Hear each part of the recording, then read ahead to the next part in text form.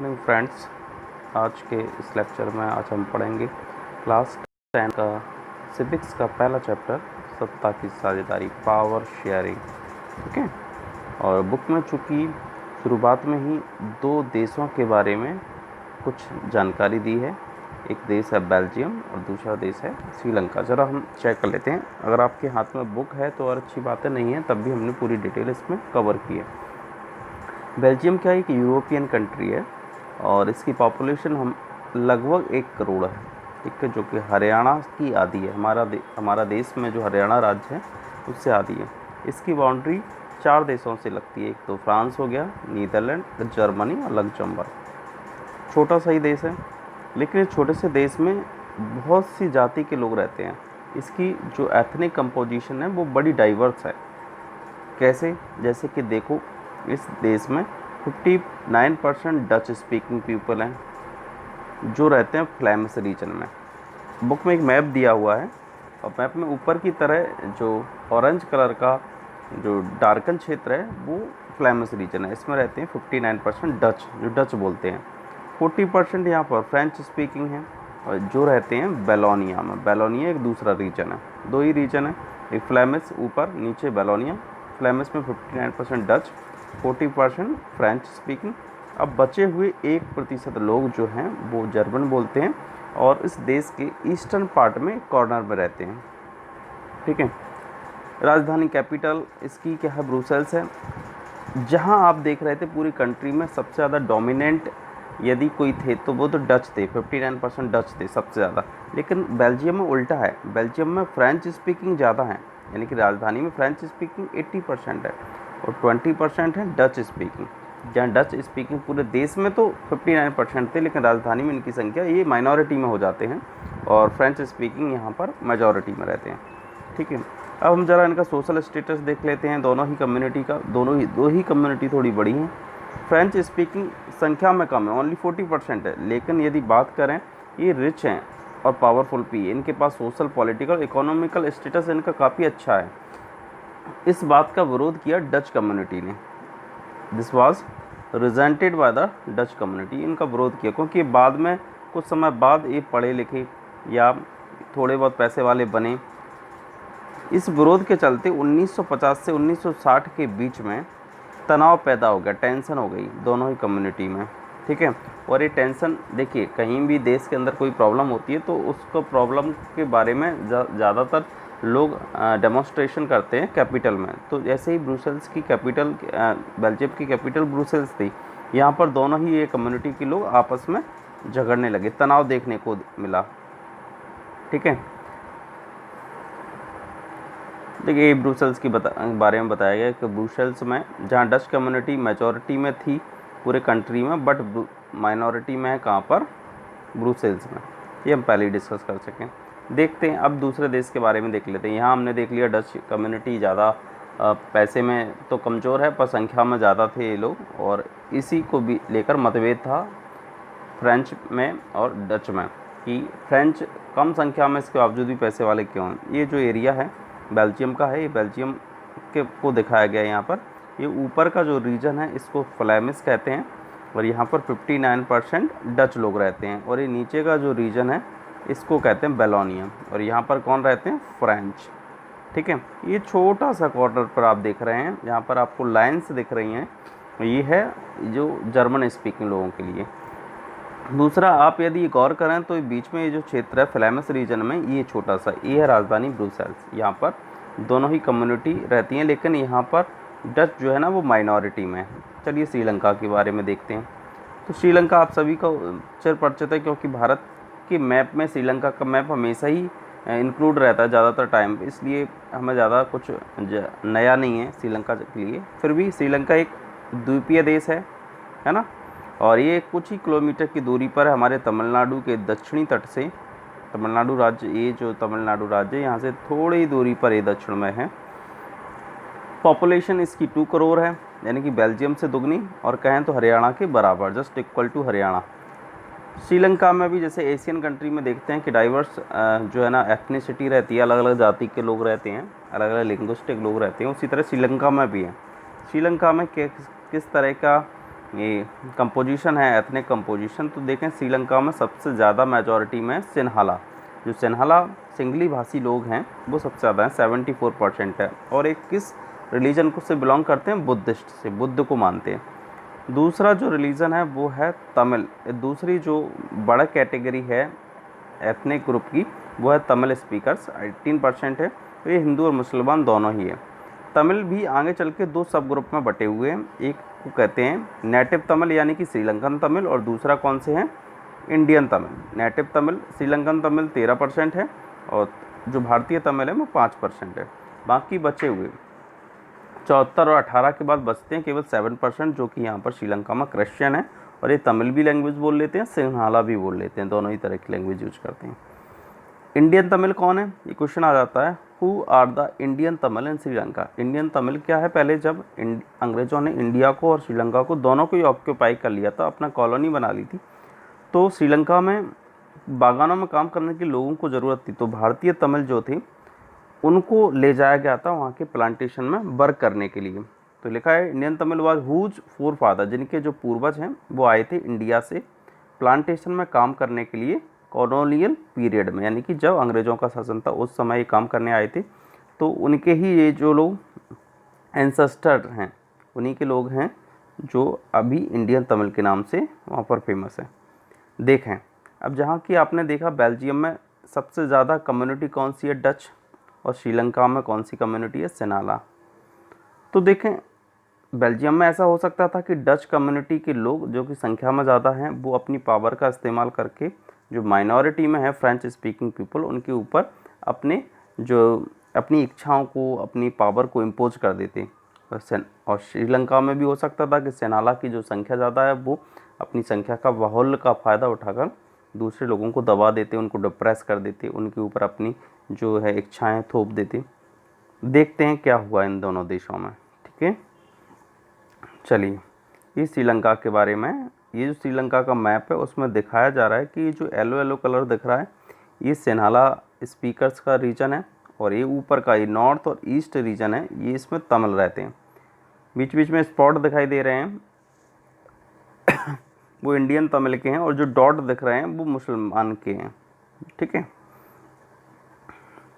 चलिए अब हम देखते हैं कि श्रीलंका ने के यहाँ पर जो एथनिसिटी थी, डाइवर्स एथनिसिटी थी, जातीय भिन्नता थी, उसका श्रीलंका ने कैसे यूज किया अपने यहाँ की गवर्नमेंट में। तो श्रीलंका ने अडॉप्ट किया मेजॉरिटेरियनिज्म, इसको कहते हैं बहुसंख्यकवाद।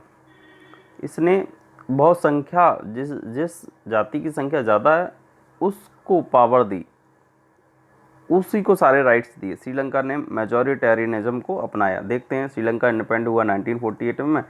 जो सबसे बड़ी यहाँ की कम्युनिटी थी वो थी सिन्हाला। उसने सोचा कैसे भी कंट्री में डोमिनेंस इस्टेब्लिश हो जाए।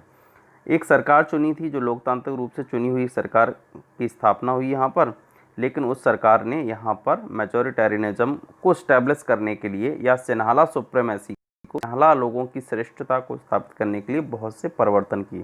क्या परिवर्तन किए देखते हैं। There are some provisions done by Sinhala, यानी कि सिन्हाला गवर्नमेंट में कुछ चेंजेस हुए। 1956 में एक एक्ट पास किया गया, उसके थ्रू सिन्हाला को एक ऑफिशियल लैंग्वेज अनाउंस कर दिया गया कि अब पूरे श्रीलंका की जो राजकीय भाषा होगी वो सिंगली होगी, ना कि तमिल। तमिल को दरकिनार करके, तमिल को इग्नोर करके ऑफिशियल लैंग्वेज सिन्हाला, यानी कि सारे काम काज किस में होंगे, अब सिंगली भाषा में होंगे। ठीक है, तो सिन्हाला सुप्रीमेसी को स्टैब्लिश करने के लिए पैरा अरेंजमेंट क्या किया उन्होंने कि ऑफिशियल लैंग्वेज सिन्हाला को अनाउंस कर दिया। सेकंड उन्होंने क्या किया, प्रेफरेंशियल पॉलिसी अपनाई, प्राथमिकीय नीति। इसमें प्राथमिकता किसे देंगे, पहले देंगे वो सिन्हाला एप्लीकेंट्स को। कहीं भी स्कूल यूनिवर्सिटी में कोई एडमिशन हो या गवर्नमेंट जॉब की बात आए तो पहले प्राथमिकता दी जाएगी। सरकार किसे प्राथमिकता देगी, सिन्हाला एप्लीकेंट्स को, सिन्हाला अभ्यर्थी को। ठीक है, एक और उन्होंने सुधार किया कि जो सरकार है वो बौद्ध मत को का संरक्षण करेगी और उसको बढ़ावा देगी। State shall protect and foster Buddhism, क्योंकि सिन्हाला की किस धर्म को फॉलो करते थे, बुद्धिज्म, और गवर्नमेंट भी सिन्हाला की थी, तो सिन्हाला लोगों ने अपने धर्म को राजकीय धर्म की तरह ट्रीट किया। ठीक है, बाकी तमिल के जो हिंदू और जो मुस्लिम या क्रिश्चियन जो अदर कम्युनिटी के जो रिलीजन थे उनको इग्नोर किया गया। इससे क्या हुआ, तमिल को एलियनेशन का की जो फीलिंग आने लगी, अलगाववाद की फीलिंग आने लगी। तो जब निश्चित ही तौर पर श्रीलंका के जो तमिल हैं वो भी रिएक्ट करेंगे, कुछ ना कुछ तो रिएक्ट करेंगे। तो उन्होंने कैसे रिएक्ट किया, इस मेजॉरिटेरियनिज्म की इस पॉलिसी को उन्होंने कैसे अपोज किया, चलिए इसको देख लेते हैं। एक के बाद एक जो चेंजेस हो रहे थे वन आफ्टर अदर, तमिल को ऐसा लगने लगा कि हमारे कल्चर का, हमारी लैंग्वेज का इस सिन्हाला गवर्नमेंट में कोई रेस्पेक्ट नहीं है। They are not sensitive for their culture and language. इसलिए वो डिमांड करने लगी कि सिन्हाला तमिल को भी ऑफिशियल लैंग्वेज अनाउंस करना चाहिए, उसकी भी पहचान होना चाहिए। ठीक है, वो कहने लगे कि हमें भी ऑटोनॉमी मिले, स्वतंत्रता मिले। कहाँ पर मिले स्वतंत्रता, जिस रीजन में वो रहते हैं। वो कह रहा है more regional mean in provinces populated by Tamil, यानी कि जहाँ पर तमिल की जनसंख्या ज़्यादा है उस क्षेत्र में तमिल को कुछ छूट दी जानी चाहिए, ऐसी डिमांड रखी उन्होंने। एक और डिमांड रखी उन्होंने, वो कह रहे थे कि इक्वालिटी मिलनी चाहिए, अपॉर्चुनिटी, यानी कि हमें जो भी मौके मिलते हैं उसमें समानता का व्यवहार हो, उसमें प्रेफरेंशियल पॉलिसी नहीं लागू होनी चाहिए। यदि कोई सरकारी जॉब है तो उसमें जिसमें योग्यता है, वो चाहे वो फिर तमिल हो या सेनाला हो, योग्यता के आधार पर सिलेक्शन होना चाहिए, ना कि प्रेफरेंशियल पॉलिसी के अकॉर्डिंग। तो वो कह रहे थे कि एजुकेशनल और जो जॉब्स हैं उनमें इक्वालिटी होनी चाहिए अपॉर्चुनिटी में। ठीक है, और क्या डिमांड रखी, इस डिमांड को पूरा करने के लिए उन्होंने कई गवर्नमेंट जो है, कई पॉलिटिकल ऑर्गेनाइजेशन सेटअप की। ठीक है, उन्होंने डिमांड की कि इंडिपेंडेंट तमिल इलम बनाई जाए northern eastern part of India, Sri Lanka. यदि आप श्रीलंका का मैप देखें तो तमिल कहाँ पर है, नॉर्दर्न और ईस्टर्न पार्ट में।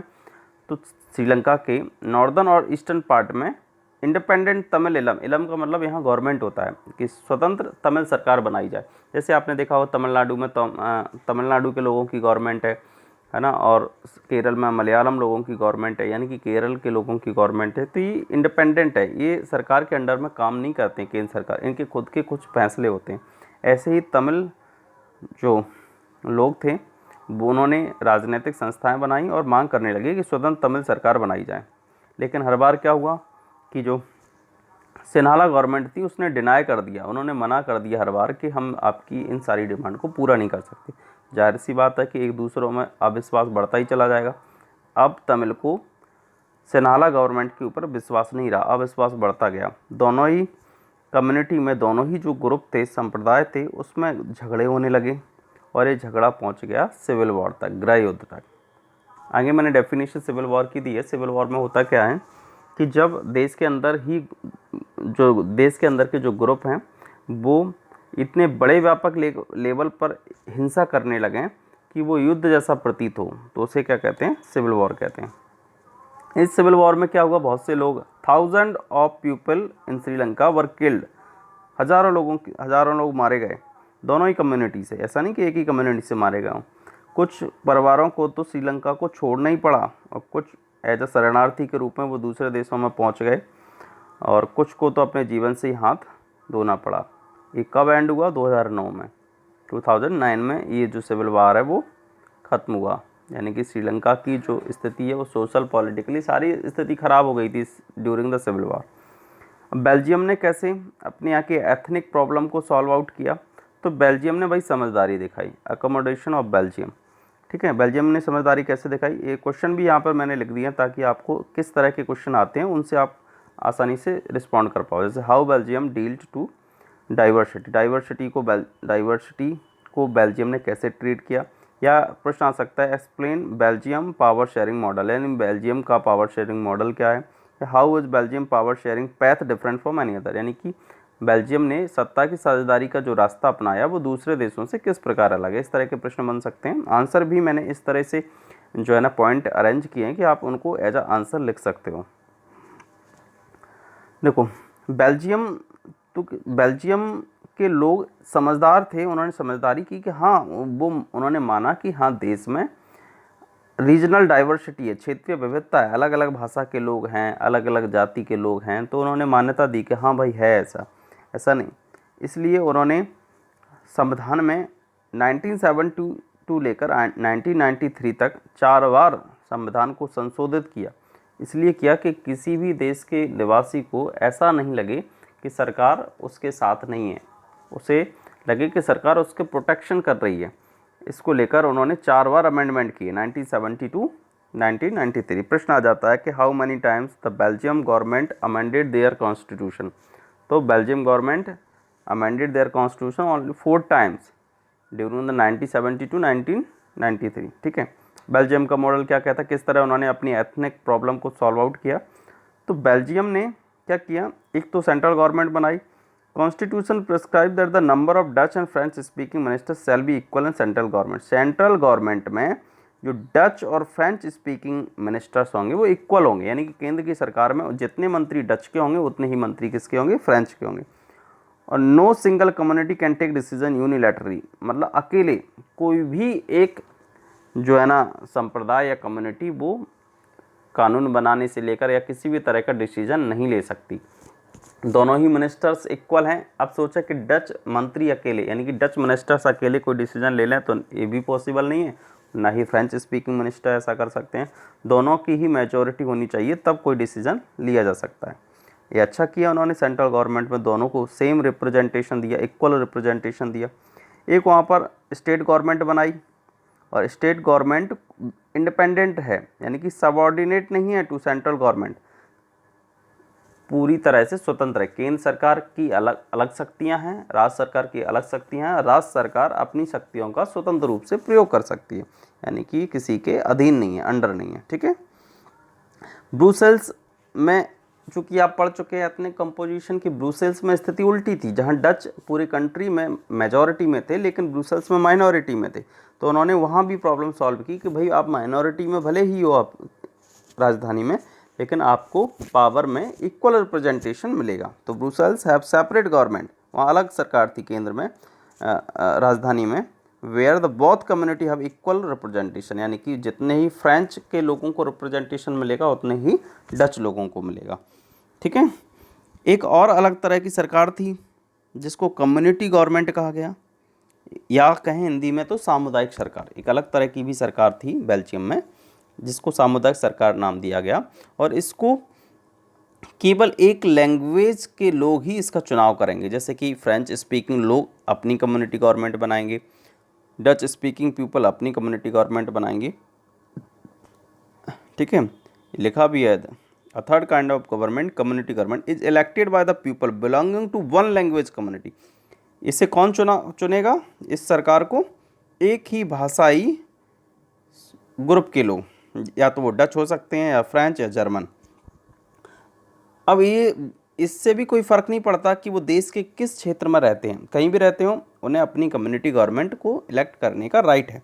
और ये गवर्नमेंट क्या करेगी? ये गवर्नमेंट उनकी कल्चरल, एजुकेशनल और लैंग्वेज जैसे इशू को सॉल्व करेगी। सांस्कृतिक, शैक्षिक और भाषाई जो मसले होंगे उनका समाधान करेगी सामुदायिक सरकार।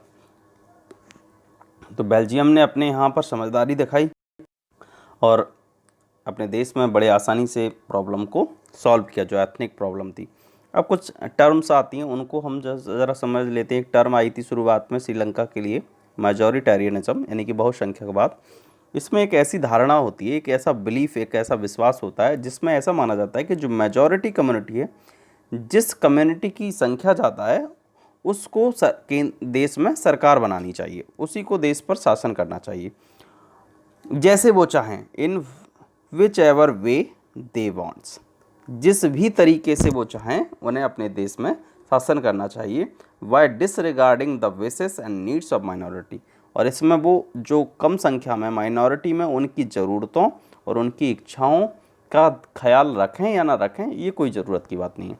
तो ऐसी मान्यता जिसमें जो मेजॉरिटी कम्युनिटी होती है उसको ही देश पर सरकार शासन करना चाहिए जिस मर्जी तरीके से वो चाहें, और इन सब में वो माइनॉरिटी की बेसिस का, नीड्स का ख्याल रखें या ना रखें, इसमें कोई आवश्यकता नहीं है। इस विचारधारा को मेजॉरिटेरियनिज्म कहा जाता है।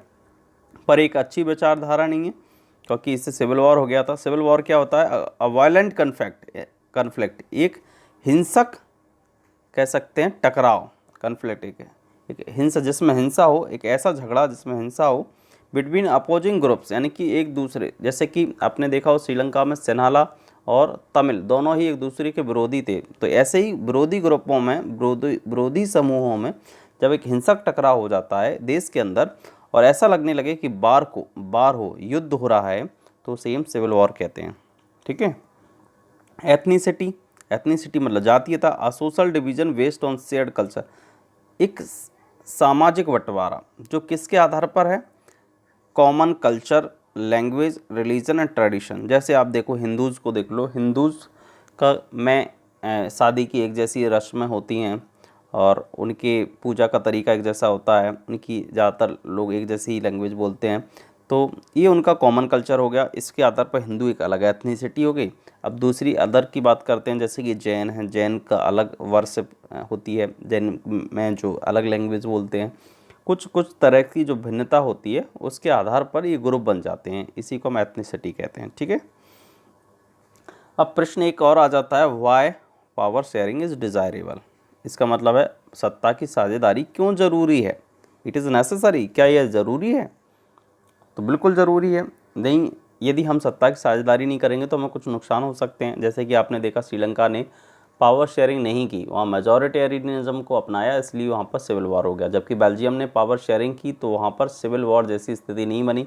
नहीं तो बेल्जियम में भी क्या होता कि दोनों ही डच और फ्रेंच स्पीकिंग लोगों में कन्फ्लिक्ट हो जाता, दोनों ही ब्रुसेल्स पर अपने अपने क्लेम करते कि ब्रुसेल्स हमारी कैपिटल होना चाहिए, और हो सकता है देश के का पार्टीशन भी हो जाता। जैसे कि इंडिया में आपने देखा होगा इंडिया और पाकिस्तान कैसे बना था, क्योंकि पाकिस्तान जो मुस्लिम कम्युनिटी थी और हिंदू कम्युनिटी थी, उनके अपने अपने बेसिस थे। दोनों में जब एक दूसरे में कॉपरेशन नहीं हो पाया तो अलग देश को बनाना पड़ा।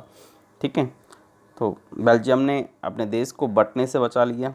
तो पावर शेयरिंग ज़रूरी है, इससे कन्फ्लिक्ट कम हो जाते हैं। चलिए हम देख लेते हैं पावर शेयरिंग को ज़रूरी। आंसर में आप सीधा ऐसे ही लिख सकते हो, power sharing is desirable due to two reasons. दो रीजन होते हैं पावर शेयरिंग के, एक जिसे हम कहते हैं प्रूडेंशियल, हिंदी में इसको युक्तिपरक कहते हैं, अंग्रेजी में, और दूसरा मोरल रीजन जिसे नैतिक परक कहते हैं।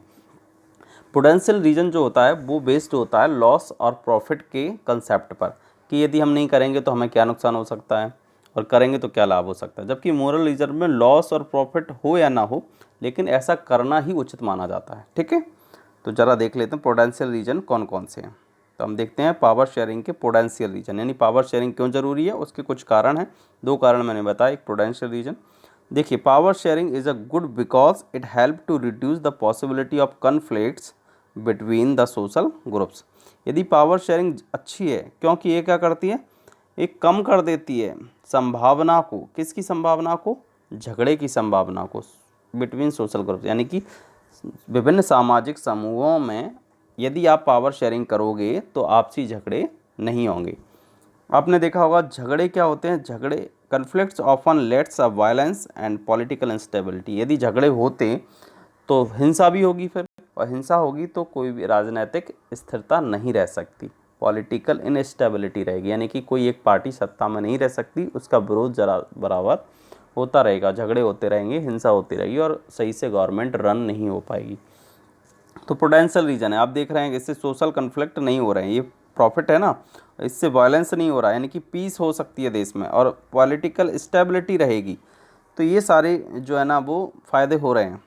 टायरनी, ऐसा भी मान्यता है, tyranny of majority is not just oppressive for minority. ऐसा कहते हैं कि यदि बहुसंख्या में जो हैं, मेजॉरिटी में जो हैं, यदि वो माइनॉरिटी को अप्रेस करें, उनका दमन करें, तो ज़रूरी नहीं है कि उनका दमन नहीं होगा, ये उनके लिए भी घातक हो सकता है, उनका भी विनाश हो सकता है। भाई आपकी संख्या 10 है, दूसरे की संख्या 3 है, लेकिन आप 3 को मारने जाओगे तो हो सकता है 3 भी आपको कुछ नुकसान पहुँचाएँ, उनका भी नुकसान होगा, साथ साथ आपका भी नुकसान होगा। तो ये उस प्रिंसिपल पर बेस है प्रूडेंशियल रीजन, जिसमें तुम्हारा भी नुकसान नहीं हो, हमारा भी नुकसान नहीं हो, यानी कि हम कैसे रहें, कॉपरेशन के साथ रहें। ठीक है। अब जरा मोरल रीजन देख लेते हैं। मोरल में प्रॉफिट और लॉस के आधार पर नहीं होती है, ये जो पावर शेयरिंग है वो प्रॉफिट और लॉस नहीं देखना है, इसमें क्या मोरलिटी ऐसी है कि हमें ऐसा करना ही चाहिए। ठीक है। देख लेते हैं क्या है। यदि डेमोक्रेसी है तो पावर शेयरिंग होना बहुत ज़रूरी है, इसलिए इसका पहला ही पॉइंट है, power sharing is the very spirit of the democracy. लोकतंत्र की आत्मा है, जिस प्रकार शरीर में आत्मा का रोल है उसी तरह लोकतंत्र में पावर शेयरिंग का रोल है। यदि पावर शेयरिंग नहीं है it means there is no democracy in country. Okay, so पहली तो फर्स्ट मोरल रीजन क्या है, power sharing is the very spread of the country democracy. दूसरा, a democratic power involve sharing power with those affected by its exercise. लोकतांत्रिक जो शक्ति होती है उसमें क्या होता है, डेमोक्रेटिक पावर, लोकतांत्रिक शक्ति क्या करती है, जिनके ऊपर हम शासन करने वाले हैं उन्हें भी सत्ता में शामिल किया जाए। कह रहे हैं ना, with those affected by its exercise, यानी कि जो डेमोक्रेटिक रूल में, लोकतांत्रिक शासन में जिन लोगों के ऊपर हम शासन कर रहे हैं, यानी कि जनता के ऊपर शासन कर रहे हैं, तो जनता को भी सत्ता में साझेदार बनाया जाना चाहिए, जो लोग इससे प्रभावित हो रहे हों। ठीक है। थर्ड क्या है, पीपल हैव राइट, लोगों को अधिकार है to be consulted how they are to be govern, यानी कि लोगों को ये अधिकार है कि उनसे पूछा जाए कि उनके ऊपर किस तरह से सरकार चलाएं। ठीक है, ये उनसे कंसल्ट कैसे किया जाए, तो कंसल्टेशन के कई मेथड्स होते हैं। वोटिंग एक कंसल्टेशन का ही मेथड्स होता है। ठीक है। आगे क्या है, a legitimate government is one where citizen through participation connect to the government. यदि हम मानेंगे कि सही डेमोक्रेटिक गवर्नमेंट या सही वैधानिक गवर्नमेंट वही है जिसमें लोगों को पार्टिसिपेट किया जाए, जिससे वो गवर्नमेंट से जुड़ सकें। आपने देखा होगा कि रूरल एरिया में ग्राम पंचायत होती है और सरपंच का चुनाव होता है, मेंबर तक का इलेक्शन होता है। और ये क्यों बनाया गया है, ये इसलिए बनाया गया क्योंकि हर एक छोटा आदमी भी, ग्रामीण लेवल का भी व्यक्ति को ये महसूस हो कि वो भी एक देश का पार्ट है, वो भी गवर्नमेंट का पार्ट है। मेंबर बनने के बाद भी उसको ऐसा महसूस होता है, सरपंच बनने के बाद होता है। तो ये सब प्रक्रिया क्यों बनाई गई, ताकि ज़्यादातर लोगों को पावर शेयरिंग का पार्ट बनाया जा सके। ठीक है ना। कहाँ तक पावर शेयरिंग की गई, आप सोच रहे हो सेंट्रल गवर्नमेंट से लेकर नीचे सीधे गांव तक, ग्रामीण एरिया तक, किसी गांव को में एक व्यक्ति को सरपंच बनाना, मेंबर बनाना, ये क्या है, पावर शेयरिंग का ही मेथड है। ठीक है। तो दो तरह के रीजन्स हो गए पावर शेयरिंग के, प्रूडेंशियल एंड मोरल रीजन। आपसे क्वेश्चन पूछा जाता है why power sharing is desirable, तो इसके आंसर में ये दोनों ही पॉइंट के आप 5 पॉइंट से लिख देना, 3 प्रूडेंशियल के 2 मोरल के, या आप 2 मोरल के 3 मोरल के और 2 प्रूडेंशियल के। आपको बहुत सारे पॉइंट हमने नीचे दिए हैं, लेकिन आपको यही करना है कि आपको 5 लिखना है। और केवल आपसे प्रूडेंशियल रीजन पूछा जाए तो प्रूडेंशियल लिख देना, और मोरल पूछा जाए तो मोरल लिख देना। इस तरह से आप इसका आंसर दे सकते हैं। ठीक है। चलिए, अब आती है कि form of power sharing. Power sharing किस प्रकार पावर शेयरिंग की जाती है, कौन कौन से तरीके हैं जिनसे हम पावर शेयरिंग कर सकते हैं। तो तरीके तो बहुत सारे होते हैं पावर शेयरिंग के, लेकिन सबसे ज़्यादा कौन से तरीके इन करंट में जो है ना वो एक्सरसाइज किए जा रहे हैं उनके बारे में ही बात करेंगे, और जो अपनी बुक में मेंशन है। ठीक है। तो पहला मोस्ट पॉपुलर फॉर्म है पावर शेयरिंग का, इसको कहते हैं the horizontal division of power, सत्ता का ऊर्ध्वाधर वितरण। हॉरिजॉन्टल मतलब ऊर्ध्वाधर वितरण। क्या होता है इसमें, देखो इसमें पॉइंट वाइज मैंने कवर किया है। Power is share different organs of government such as legislature, executive, judiciary. इसमें सत्ता का वितरण सरकार के विभिन्न अंगों, ऑर्गेन्स की बात कर रहे हैं, जैसे कि विधायिका, कार्यपालिका और न्यायपालिका। जब सत्ता का वितरण सरकार के विभिन्न अंगों जैसे कि विधायिका, कार्यपालिका और न्यायपालिका के रूप में किया जाता है तो इसे सत्ता का ऊर्ध्वाधर वितरण कहते हैं, हॉरिजॉन्टल डिवीजन ऑफ पावर कहते हैं। ठीक है। ऑर्गन का मतलब होता है हमारे शरीर के सारे अंग इक्वल हैं, हम किसी भी अंग को, कोई भी अंग हमारे लिए कम नहीं है, इसलिए इसको ऑर्गन्स कहा गया है। यानी कि सत्ता का बंटवारा किस लेवल पर हो रहा है, सरकार के विभिन्न अंगों में हो रहा है, और सारे अंग बराबर होते हैं। इसमें क्या होता है, डिफरेंट ऑर्गेन्स, ये जो तीनों ऑर्गेन्स हैं वो एक ही लेवल पर होते हैं, प्लेस्ड एट सेम लेवल, यानी कि एक यहाँ पर, एक यहाँ पर, एक यहाँ पर, कोई किसी से नीचे नहीं है, सब बराबर हैं। ठीक है। Different organs of government placed at same level and exercise different powers, same level पर और अलग अलग शक्तियाँ हैं, लेवल इनका एक जैसा ही है लेकिन इनकी पावर्स अलग अलग हैं। ये हो गया लेजिस्लेचर, ये एग्जीक्यूटिव, ये जुडिशरी, इसकी पावर अलग है, इसकी पावर अलग है, इसकी पावर अलग है, बट ये तीनों में से कोई किसी से कम नहीं है। कैसे हैं, ये सेम लेवल पर हैं। एक ये लेवल होगा, ये ऊपर, ये उससे नीचे, ये उसके नीचे, ये हो गया भाई लेवल, लेकिन ऑर्गेन्स हैं और एक ही लेवल पर हैं। ठीक है। None of the organs can exercise unlimited power, इनमें से, इन तीनों में से कोई भी ऑर्गन्स, चाहे आप जुडिशरी ले लो, एग्जीक्यूटिव, या आप लेजिस्लेचर लगो, इनमें से कोई भी ऑर्गन अनलिमिटेड पावर को यूज नहीं कर सकता। यानी कि कोई ऐसा नहीं है जो निरंकुश हो जाए, अनकंट्रोल हो जाए, सारे डिसीजन जो बिना, जो उसके राइट में भी नहीं है वो भी दे, ऐसा कुछ नहीं है। तो अनलिमिटेड पावर किसी के पास में नहीं है। Each organ check the others, ये बहुत महत्वपूर्ण पॉइंट है। ईच ऑर्गन्स यानी कि इनमें से प्रत्येक अंग जो है ना वो दूसरे को चेक करता है, उस पर नियंत्रण बनाता है। जैसे मैं कुछ एग्जांपल देता हूँ, आप समझना। जैसे कि लेजिस्लेचर का क्या काम है, लॉ फॉर्म करना, कानून बना दिया भाई, ठीक है। अब कानून कॉन्स्टिट्यूशन के दायरे में बनाया, क्या किसी फंडामेंटल राइट को वायलेट कर रहा है क्या, इस सब को देखने के लिए जो जुडिशरी है वो, उसके पास राइट होता है जुडिशियल रिव्यू का, और वो उस रिव्यू के थ्रू चेक करेगा कि जो लेजिस्लेचर ने जो कानून लॉ फॉर्म किया है क्या वो सही है। यदि वो सही है तब तो ठीक है, नहीं है सही है तो उस लॉ को वो कैंसिल कर सकता है। It means judiciary have right to check legislature's work, right. अब ठीक है, दूसरी बात देख लेते हैं। दूसरी कंडीशन में एग्जीक्यूटिव क्या करती है, एग्जीक्यूटिव अपॉइंट करती है जजेस को, यानी कि जुडिशरी को अपॉइंट कौन करता है, एग्जीक्यूटिव, बट हटा नहीं सकती एग्जीक्यूटिव।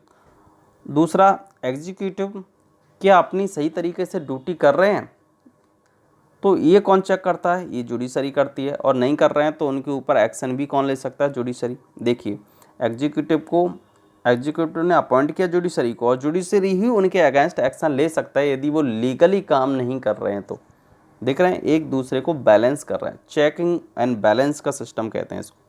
इसलिए इसको क्या कहा जाता है, this arrangement is called a system of check and balance, नियंत्रण एवं संतुलन का सिद्धांत। इसमें कोई भी ऑर्गन अनलिमिटेड पावर यूज नहीं करता है, एक दूसरे को चेक करते रहते हैं, इसलिए इसको चेक एंड बैलेंसेस कहते हैं, ठीक है। तो हॉरिजॉन्टल पावर ऑफ डिवीजन में क्या होता है, इसमें तीन ऑर्गन्स होते हैं, लेजिस्लेचर, एग्जीक्यूटिव एंड जुडिशरी, तीनों ही सेम लेवल पर होते हैं, कोई भी इनमें से अनलिमिटेड पावर यूटिलाइज नहीं करता है, एक दूसरे को चेक करते रहते हैं, इसलिए इसको हम चेक एंड बैलेंसेस कहते हैं। Next form of power sharing, जिसको कहते हैं vertical division of power. Vertical यानी कि पहले एक, फिर उसके नीचे, फिर उसके नीचे। तो vertical power share different level of government, इसमें डिफरेंट लेवल यानी कि विभिन्न स्तरों में शक्ति का विभाजन किया जाता है। स्तर यानी कि सबसे ऊपरी स्तर पर कोई एक होगा, फिर उसके निचले स्तर पर कोई एक होगा, फिर उसके निचले स्तर पर होगा, यानी कि सबसे ऊपर सेंट्रल गवर्नमेंट, फिर स्टेट गवर्नमेंट, फिर local level government. Central government को सबसे ज़्यादा पावर है क्योंकि ये पूरे कंट्री के लिए लॉ बनाती है, पूरे कंट्री में लॉ इम्प्लीमेंट करती है। स्टेट गवर्नमेंट की पावर कम है क्योंकि वो स्टेट तक ही सीमित है। लोकल गवर्नमेंट की पावर और कम है क्योंकि वो एक रीजन तक ही एक सीमित है, ठीक है। तो वर्टिकल पावर डिवीज़न में लेवल होते हैं, डिफरेंट लेवल्स, जबकि हमने ऊपर हॉरिजॉन्टल में क्या पढ़ा, सेम लेवल पर है तीनों ही, यानी कि कोई किसी से कम नहीं है। लेकिन यहाँ पर एक जो सबसे अपर लेवल पर है उसके पास ज़्यादा पावर है, वो मोर पावर यूटिलाइज करते हैं। तो चलिए देख लेते हैं। Power is shared different level of government just like central government, state government, local government.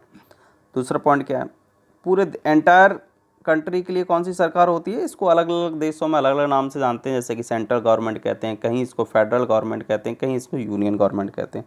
उसी तरह रीजनल लेवल पर एक गवर्नमेंट होती है, इसको भी अलग अलग नाम से जाना जाता है, कहीं इसको प्रोविंसेस कहते हैं, कहीं इसको रीजनल गवर्नमेंट कहते हैं, कहीं इसको स्टेट गवर्नमेंट कहते हैं। जैसे इंडिया में रीजनल लेवल की गवर्नमेंट को स्टेट गवर्नमेंट के नाम से जाना जाता है, और स्टेट गवर्नमेंट से भी नीचे जो गवर्नमेंट होती है जैसे कि म्यूनसिपैलिटीज़, ग्राम पंचायत, नगर पंचायत, और इनको हम लोकल लेवल की गवर्नमेंट कहते हैं, इनके पास सबसे कम पावर होती है। कॉन्स्टिट्यूशन में क्लियरली ले डाउन, यानी कि कॉन्स्टिट्यूशन में क्लियरली ये इन बातों का मेंशन किया गया है कि किस गवर्नमेंट, किस लेवल के गवर्नमेंट की कितनी पावर्स हैं। जैसे कि हमारे इंडिया में कॉन्स्टिट्यूशन का 7 शेड्यूल्स है, 7वीं अनुसूची में 3 सूचियां बनाई गई हैं, एक है यूनियन सूची, दूसरी एक यूनियन लिस्ट है, एक राज्य कह सकते हैं स्टेट लिस्ट है, और एक कंकरेंट लिस्ट है। तो इन लिस्ट में जो भी सब्जेक्ट रखे हैं उन सब्जेक्ट पर लॉ फॉर्म करने का, जैसे यूनियन लिस्ट में जितने भी सब्जेक्ट, सबसे ज़्यादा सब्जेक्ट यूनियन लिस्ट में है, तो यूनियन लिस्ट यानी कि केंद्र सरकार इन सभी विषयों पर कानून बना सकती है। ठीक है। Such type of power sharing involves power higher to lower level of government. इस तरह की जो सिस्टम होता है पावर शेयरिंग का, इसमें पावर हायर लेवल से लोअर लेवल की गवर्नमेंट में डिस्ट्रीब्यूट होती है, यानी कि सबसे पहले सेंट्रल गवर्नमेंट में सबसे ज़्यादा पावर, फिर पावर उसके कुछ पावर मिल जाएंगी स्टेट गवर्नमेंट को, स्टेट गवर्नमेंट से भी कम पावर होती है लोकल गवर्नमेंट को। कई देशों में तो स्टेट गवर्नमेंट भी नहीं होती है, क्योंकि वो छोटे छोटे देश हैं, ज़रूरत ही नहीं पड़ती। हमारा देश बड़ा है तो हमारा देश है, हम जैसे कुछ देशों में स्टेट लेवल की गवर्नमेंट होती है, जहाँ कॉन्स्टिट्यूशन में उनके राइट्स स्पेशली लिखे होते हैं। पावर शेयरिंग का एक और मॉडल है जिसमें कहते हैं power may also be shared among different social groups. Power को अलग अलग सामाजिक समूहों में भी शेयर किया जाता है। कैसे? जैसे कि किसी धर्म के लोगों को पावर डिस्ट्रीब्यूट करना, किसी एक भाषा के लोगों को पावर, भाषाई लोगों को पावर डिस्ट्रीब्यूट करना। जैसे बेल्जियम में आपने देखा कि बेल्जियम में जो कम्युनिटी गवर्नमेंट थी, कम्युनिटी गवर्नमेंट इसी पावर शेयरिंग का एग्जांपल है, क्योंकि कम्युनिटी गवर्नमेंट को कौन लोग इलेक्ट कर सकते थे? किसी एक भाषा के लोग। तो यानी कि पावर शेयर की गई नहीं एक ही भाषाई लोगों को के लिए, यानी कि फ्रेंच पीपल अलग कम्युनिटी गवर्नमेंट बनाएंगे और जो है डच पीपल अलग, जर्मन पीपल अलग। इस तरह से पावर शेयर की गई है डिफरेंट लिंग्विस्टिक ग्रुप्स में। इंडिया में भी रिजर्व कॉन्स्टिट्यूएंसी सिस्टम है। भारत में क्या है? भारत में कि आरक्षित चुनावी क्षेत्र हैं। आपने देखा होगा कुछ ऐसे आरक्षित चुनावी क्षेत्र हैं जिसमें केवल SC या ST के कैंडिडेट ही चुनाव लड़ सकते हैं। ऐसा क्यों किया गया? इसका उद्देश्य था कि जो लोग वीकर सेक्शन है, सोसाइटी के कमज़ोर वर्ग हैं या जिनकी संख्या काफ़ी कम है, उनको भी जो है ना वो लेजिस्लेचर और एग्जीक्यूटिव में शामिल करना, उनको भी कैसे हम लेजिस्लेचर में शामिल कर सकें, इसलिए कई क्षेत्रों को रिजर्व कर दिया गया है। तो इस तरह का अरेंजमेंट भी क्या बताता है कि power sharing in different social groups. ठीक है। जैसे कि SC ST के लोगों के लिए कुछ क्षेत्रों को रिजर्व कॉन्स्टिट्यूएंसीज में चेंज कर दिया गया। ये इंडिया का मॉडल है। ठीक है। अगला बात है power can be shared among different parties, pressure groups and movement. शक्ति का पावर शेयरिंग डिफरेंट पार्टीज में भी हो सकती है, प्रेशर ग्रुप्स में भी हो सकती है और मूवमेंट में। प्रेशर ग्रुप्स जैसे कि मीडिया है जो प्रेशर बनाती है गवर्नमेंट के ऊपर अपनी पॉलिसी मेकिंग में, है ना। कुछ यूनियंस होते हैं। देखिए आपने देखा होगा कोएलिशन गवर्नमेंट होती है जिसको कहते हैं गठबंधन सरकार। गठबंधन सरकार इसी तरह की पावर शेयरिंग का एग्जाम्पल है, जिसमें क्या होता है कि जब किसी एक पार्टी को गवर्नमेंट में मेजॉरिटी नहीं मिलती तो वो कुछ और पार्टियों के साथ में गठबंधन कर लेती, कॉलिजन कर लेती है, उसको कहते हैं कॉलिजन गवर्नमेंट। और फिर जिन पार्टी के साथ में वो कॉलिजन करती है उनको उसे पावर शेयरिंग करनी पड़ती है। जैसे कि महाराष्ट्र में देखो आप, महाराष्ट्र में NCP, शिवसेना और कांग्रेस ने मिलकर कॉलिजन किया, तो भाई तीनों के अलग अलग मिनिस्टर हैं। ठीक है। इस तरह सब पावर शेयरिंग कर ली पार्टियों के बीच में, तो यह भी एक पावर शेयरिंग का एक मेथड हो सकता है। ठीक है। कह रहे हैं political parties, pressure groups and movement control और इन्फ्लुएंस दोज इन पावर। जो लोग पावर में होते हैं, शक्ति में होते हैं, सरकार में होते हैं, उनके ऊपर ये जो ग्रुप्स होते हैं वो उनको कंट्रोल और इन्फ्लुएंस कर देते हैं। उनको इन्फ्लुएंस कैसे कर देते हैं?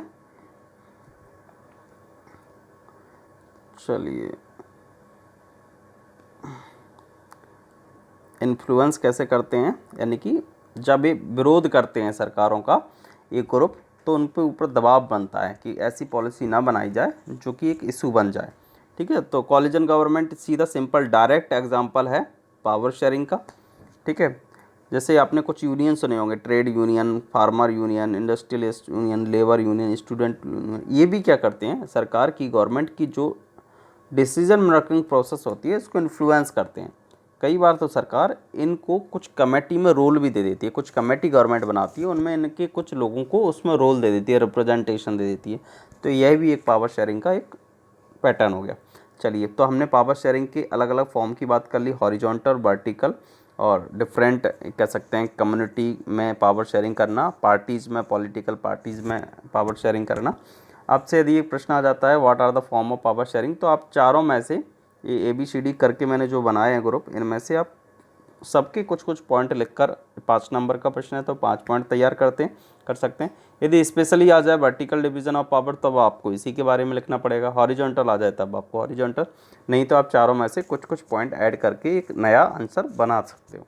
ठीक है, उम्मीद है आपको ये समझ में आया होगा। यदि कोई प्रॉब्लम हो तो आप कमेंट सेक्शन में मेंशन कर दीजिएगा। Thank you.